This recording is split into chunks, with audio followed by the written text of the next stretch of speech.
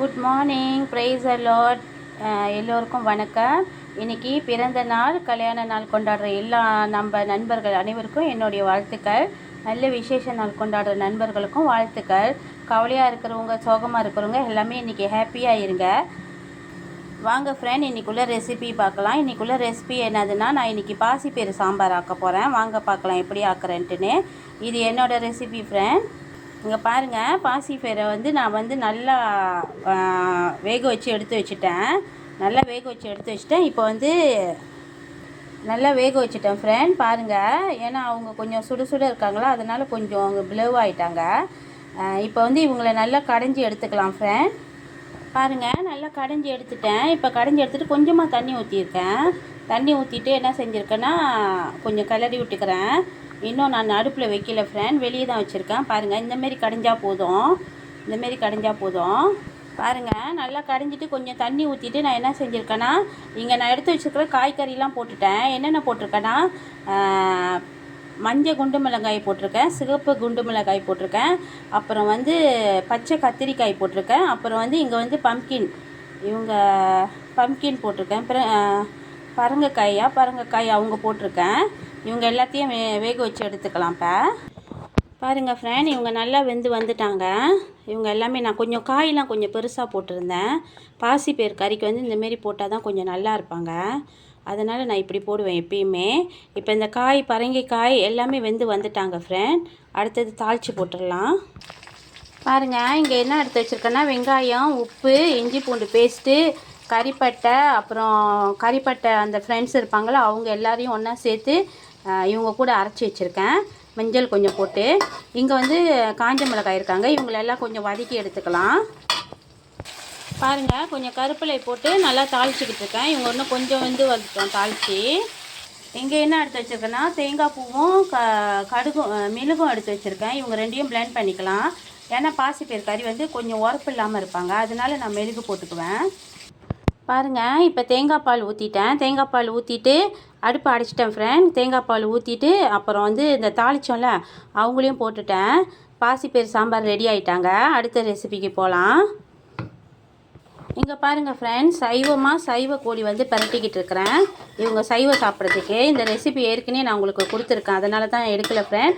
ஒன்றும் போடல ஃப்ரெண்ட். இதில் என்ன போட்டிருக்கேன்னா, மிளகாய், வெங்காயம், பூண்டு, இஞ்சி, அப்புறம் இஞ்சி பூண்டு பேஸ்ட்டு கறிப்பட்டெல்லாம் போட்டு அரைச்சி வச்சுருந்தேன்னா அந்த இஞ்சி பூண்டு பேஸ்ட்டு, வெங்காயம் போட்டிருக்கேன், ஒரு பட்டை மிளகாய் போட்டிருக்கேன், கொஞ்சம் மிளகாய் தூள் போட்டு, கொஞ்சம் அரை ஸ்பூனுக்கு இன்னும் குறவா மிளகாய் தூள் போட்டு சைவ கோழி போட்டுட்டேன்.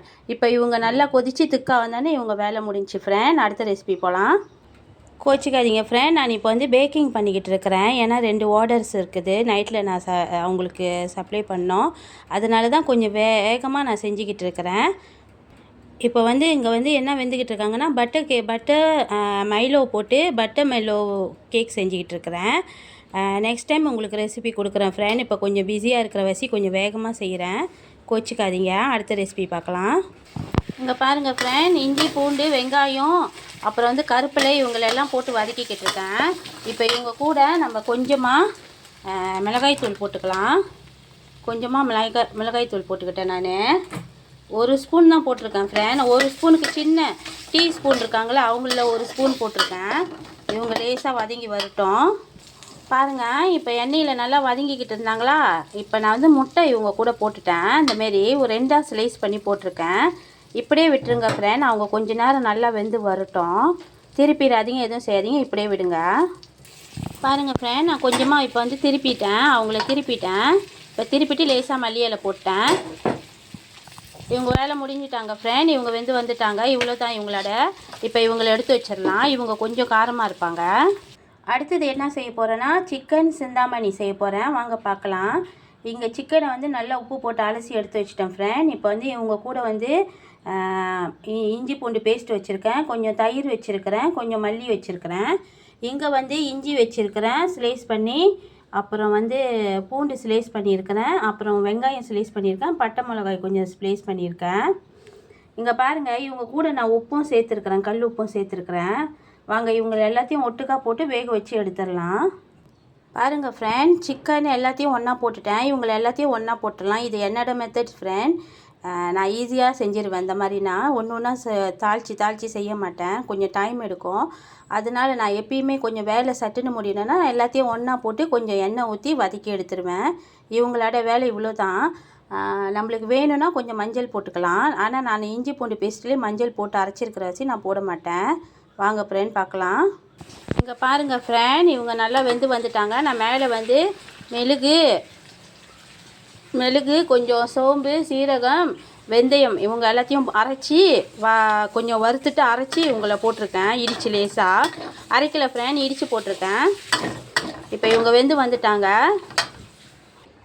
பாருங்கள் ஃப்ரெண்ட். 2வது கேக்கும் வச்சு நல்லா வெந்து வந்துக்கிட்டு இருக்காங்க. இவங்க 2வது ஒன்று எடுத்துட்டேன், இப்போ 2வது எடுத்துக்கிட்டு இருக்கேன், வேக வச்சிட்ருக்கேன். இவங்களும் வெந்து வந்துட்டாங்க.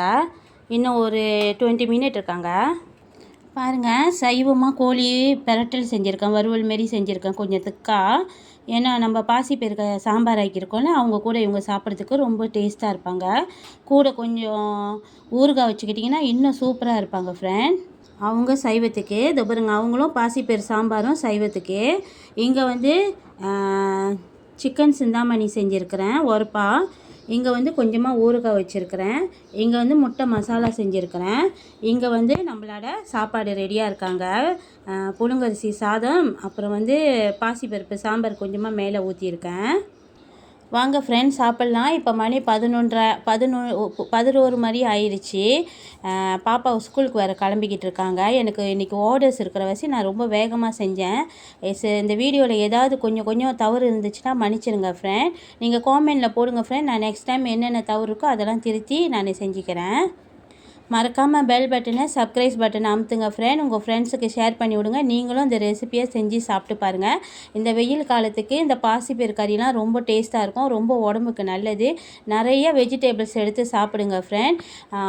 ஒரு விஷயம், கிறிஸ்துவ நண்பர்களுக்கு நான் சாரி கேட்டுக்கிறேன். ஏன்னா இப்போ அவங்க தவ காலத்தில் இருப்பாங்க. சிக்கன் நாங்கள் சாப்பிடக்கூடாது. இருந்தாலும் இன்றைக்கி நான் சிக்கன் செஞ்சுருக்கேன். ஏன்னா மகளுக்காக செஞ்சுருக்கேன். அவங்க வந்து ஸ்கூலில் சாப்பிட்றாங்க. அதனால் வந்து நான் சரி வீட்டில் செஞ்சு கொடுக்குறேம்மா, நீங்கள் ஸ்கூலில் சாப்பிடக்கூடாதுமான்னு சொல்லிட்டேன். அதனால் அவங்களுக்கு இன்றைக்கி தான் நான் செஞ்சுருக்கிறேன் சிக்கனு. ரொம்ப நன்றி ஃப்ரெண்ட், இது வரைக்கும் என்னோடய சேனலை பொறுமையாக பார்த்துக்கிட்டு இருந்ததுக்கு.